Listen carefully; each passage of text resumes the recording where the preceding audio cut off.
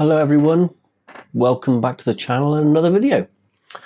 I think it's time I started developing my own film.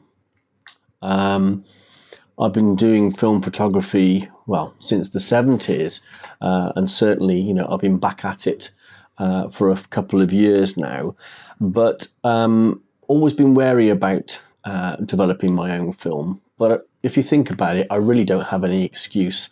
There's so much advice out there, so many advances in the technology that's involved in developing film. I think it's time I gave it a try.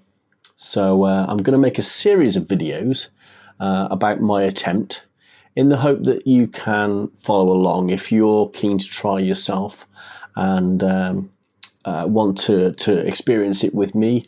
Then the next few videos hopefully will be of interest to you. So let's get started.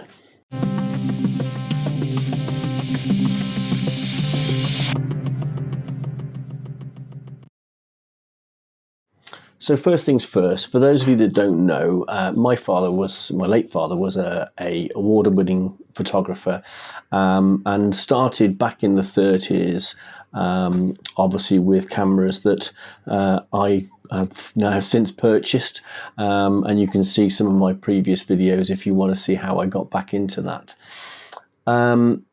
He always developed at home, but obviously the technology was very different then, and when I was younger, I would help him out in the 70s. I would be in the dark room with him, but my role was really just limited to passing him things that he needed. And so although I'm very familiar with the sights and sounds of developing, I don't have any prior knowledge at all, which hopefully is useful to you guys, because if you're a beginner as well, we're in the same boat. A couple of decisions that I have made already is, first of all, I'm going to start with black and white film. From what I can gather, the development process is a bit more straightforward for black and white than it is for colour. So that's the first thing I want to sort of focus on that. The next thing, obviously, then is decide what I need that I don't already have. You may remember from one of my previous videos, I already have a light-proof bag that I have used several times now for re-rolling 120 film onto 620 spools for use in a 620 camera. So I've got a light-proof bag, which is what I'm going to need, but I also need to work out what other equipment I'm going to need. So I've been doing some research, and what I've decided upon really is to get a starter kit. Obviously I could buy all the components separately, but it seems to me that to get the bulk of what I need, it would be cheaper to actually buy a starter kit. There are a couple of things that the kits don't seem to include, but they don't seem to be essential items anyway, in which case I can look at them later on. So I'll go through all the stuff that I needed to buy in the next video, but for now I've chosen this starter kit here from Analog Wonderland, who is my main supplier of film, and yeah, hopefully this will be enough at least to get me going anyway. So apart from the actual equipment that I need, I'll also need some chemicals, obviously. Development process is really just a series of baths in different chemicals to make the film react the way it should. So I'm certainly going to need a developer, which is the thing that's actually going to convert the areas of the film exposed to light. It's going to obviously do some kind of chemical process. I'm not going to go into it in big detail. You can look it up if you're really curious. But it's going to bring the image to life, if you like, on the film.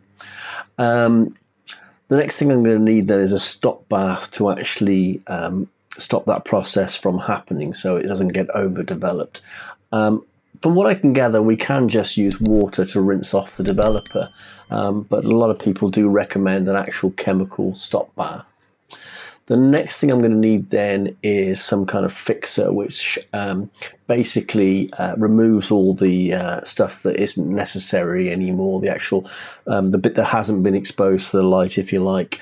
It removes all that and fixes the image in place. And then finally, we need to wash the film, and we'll talk about more like that when I actually get the chemicals and start the process. So I think what I'm going to do, I was recommended a company called Speed Graphic, who are a supplier of lots of different photographic equipment. And they have a starter kit also for chemicals, which is made by Ilford. Ilford's certainly a name I recognise. I'm sure you do as well. From what I can gather, everybody seems to have their favourite developer and stock bath and all that sort of stuff. This kit is specifically designed with everything that you need in it, and it's enough to develop 2 rolls of black and white, which absolutely perfect for me as a first time. It's not going to be economical to use this every time. It's costing me about £16 for everything measured out for 2 films. Obviously if I bought in bulk, I could reduce the cost of per film development a lot. But as a first-time experiment, I think this is ideal because it's all pre-measured out. It's going to be less work for me and hopefully less steps that I could get wrong. Okay, that's everything ordered. Like I said, the next video I will go through everything in more detail so I can show you what I've actually purchased. The other thing that I just wanted to show you was that timing seems to be, timing and the sort of quantities and the mixing of the chemicals and everything else seems to be a very important part of this process and something that I could easily get wrong. So what I want to show you is an app that I've been recommended and I've actually gone ahead and bought called Massive Dev. So this is Massive Dev. I have obviously purchased the Android version, but it is available for iPhone as well. Basically, if I start from the beginning, you can see at the top here, I can choose the type of film that I'm working on, 35mm, 120, etc. And then, as you can see, there are many, many different films to pick from. So for instance, if I was going for some Ilford XP2 Super, I then choose the chemical that I plan to develop it in. It's actually going to be Ilfosol 3 for me, so I'll just choose that. It's obviously 400 ASA. As you can see, it's very nicely laid out. It's now giving me all the information I need in terms of mixing the chemical, what the mixing volume will be, with the ratios, if you like. Tells you how long it's going to take, what temperature to set it at. Is an area for making notes.